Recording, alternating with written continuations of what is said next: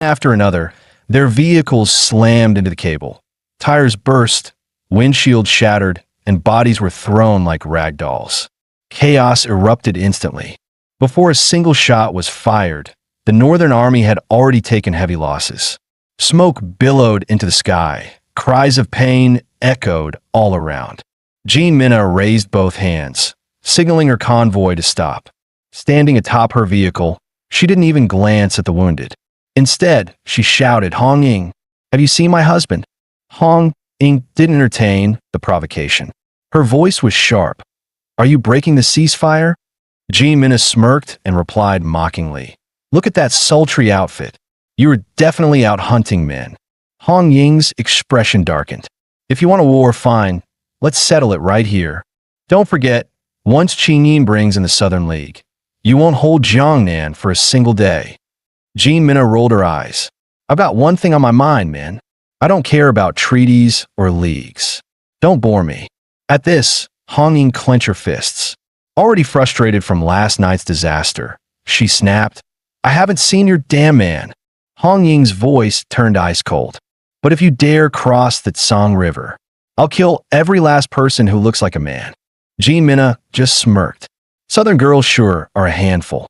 Meanwhile, Qin Yin was personally driving the man and Xiao Yi towards Shanghai. The streets were clean and orderly, with elegantly dressed women strolling about as if the apocalypse had never touched this place. Xiao Yi looked out the window, her voice tinged with longing. "This is my hometown. Can I go back to see it again, even if no one's waiting for me?" Qin Yin nodded gently. "Of course. Just don't let it break your heart. The world's not the same anymore." Just then, the man narrowed his eyes, spotting something strange down an alley. A group of women were surrounding someone, hands wandering, voices teasing. The person slumped on the ground, barely conscious, clearly unable to resist. But what struck the man was the buzz haircut and the stubble on that face. That wasn't just anyone. That was a man. He froze. "Wait, I thought I was the last man on Earth. Who the hell is that?" The man shouted. "Stop the car. Qin Yin, look, that's a man. Those two women are harassing a man." Both Qin Yin and Xiao Yi turned to look down the alley, but they had already driven past. It was too late to see anything from their angle. The man unbuckled his seatbelt, ready to leap out. "Don't go," Qin Yin warned sharply. "This isn't something you can fix." "We have to," he snapped. "He's one of us, another man." "It's too dangerous," Qin Yin replied. "And this city's been cleared. There shouldn't be any men left." But the man didn't listen. He grabbed a weapon from the back seat. "Then I'll see for myself."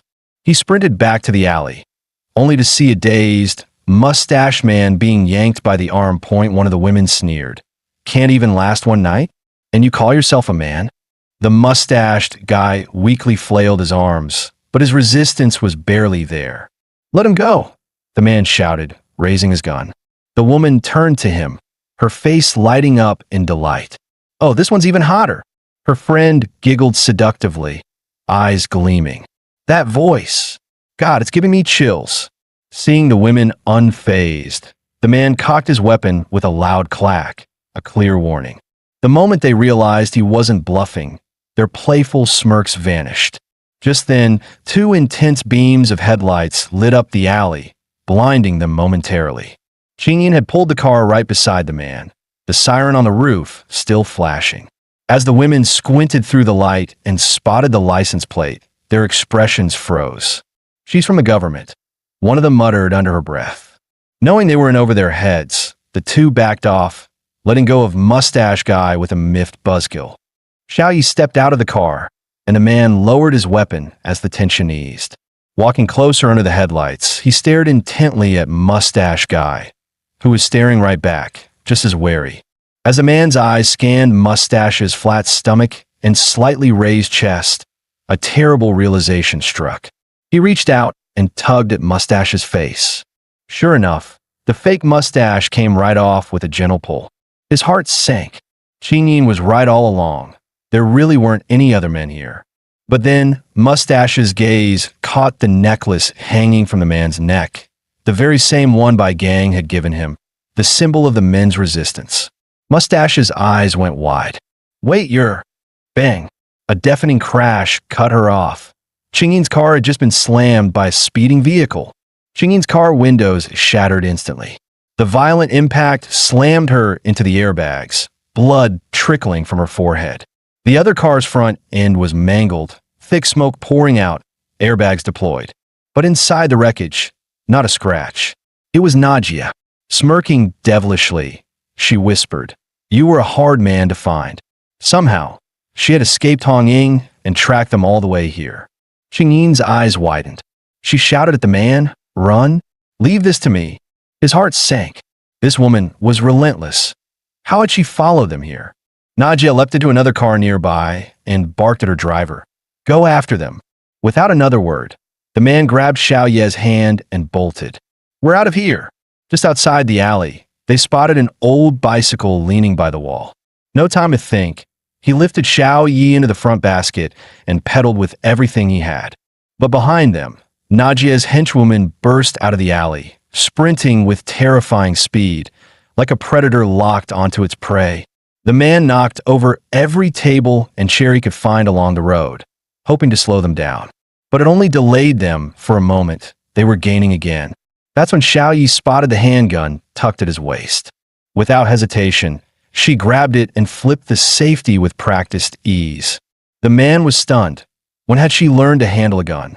Xiao Yi raised the weapon, aiming at the pursuers closing in. But her hands were shaking, her finger frozen on the trigger. As the enemy got closer, she bit her lip, squeezed her eyes shut, and pulled it. The shot rang out but missed. The bullet whizzed past harmlessly. The gun slipped from her hands and hit the pavement. Overwhelmed, she fainted and fell forward. The man reached out and caught her by the back of her shirt just in time. With one hand gripping her and the other pedaling like mad, he raced on, not daring to look back. As he reached a busy intersection, the man suddenly shouted, "Spies from the Northern Army!" Just as he hoped, the crowd immediately turned hostile, their eyes narrowing at the approaching pursuers. The agents were forced to slow down, wary of being mobbed by the surrounding women. Taking the chance, the man ducked into a narrow alley. But the pursuers weren't amateurs. They studied the scene for a moment, then split off to flank him from the other side. Glancing back and finding no one behind, the man felt a chill rise in his chest. He stared down the road ahead. There was a good chance they were circling around. As he neared the intersection, his body tensed, ready for a sudden clash. Just then, a door on the roadside flung open. A voice called out, "In here quick!" It was none other than the fake, bearded man he had just rescued. Wasting no time, he grabbed Xiao Yi and darted through the door. Moments later, the pursuers arrived, scanning the streets with narrowed eyes, but the man had vanished. When she looked up at the sign above the door, her face froze. There it was, carved into the weathered wood. Brotherhood of Men, Jiangnan Branch. A jolt of unease shot through her heart.